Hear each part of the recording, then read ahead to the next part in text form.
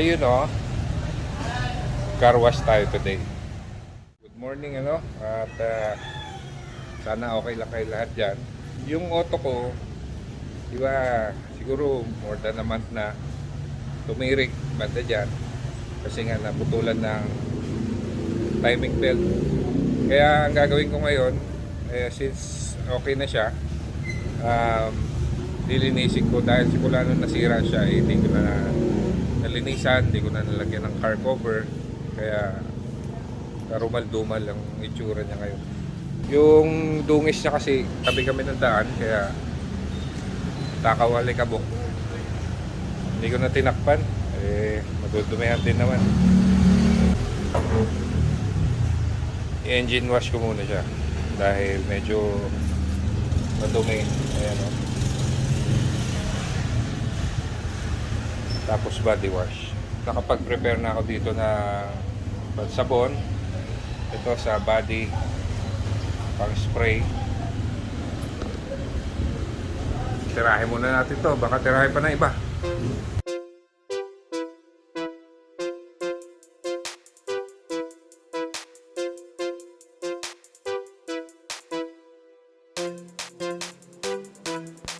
Bali, hindi naman masyadong madumi yung engine bay ko. Nalagyan lang ng mga grasa-grasa dahil nga medyo matagal din namin ginawa nila Hernan yung makina.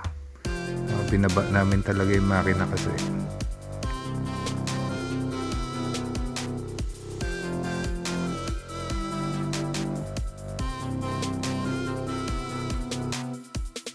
Sa mga nagtatanong kung ano yung mga ginawa namin nila Hernan this past few months, simula nung tumirik siya at napatidan ng timing belt, unang-una syempre pinalitan namin yung timing belt. Nagpalit din ako ng cylinder head kasi nakakita ako ng medyo maayos-ayos, at yung luma kong cylinder head medyo malaki-laki na yung corrosion. So dito pilit ko pa rin inaabot yung mga kaya kong abutin. Advice ko lang sa inyo kung magagawin nyo rin yung ganito, mag gloves kayo dahil konting pagkakamali nyo lang malamang sugat, gaya na nangyari sa akin.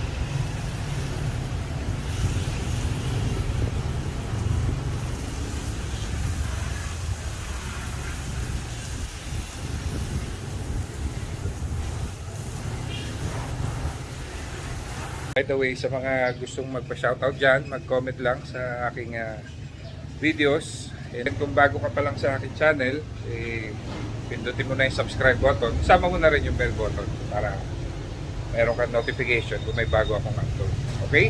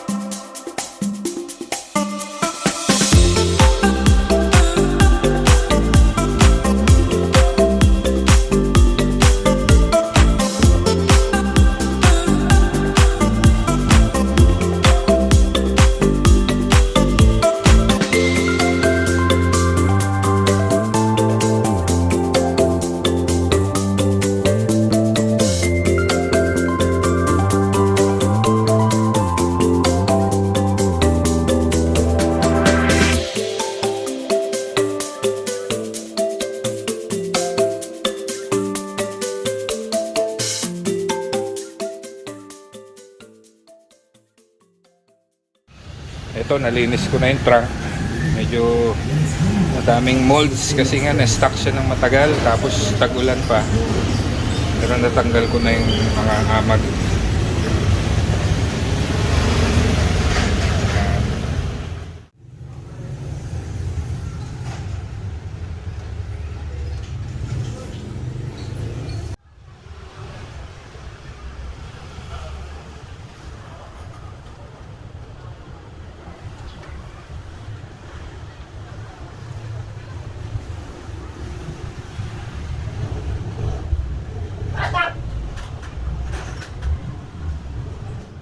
Dito naman ako sa makina, tutuyuin ko lang at sigurado may mga basa pang parts to. Medyo luminis na siya konti. Nawala yung mga grasa-grasa.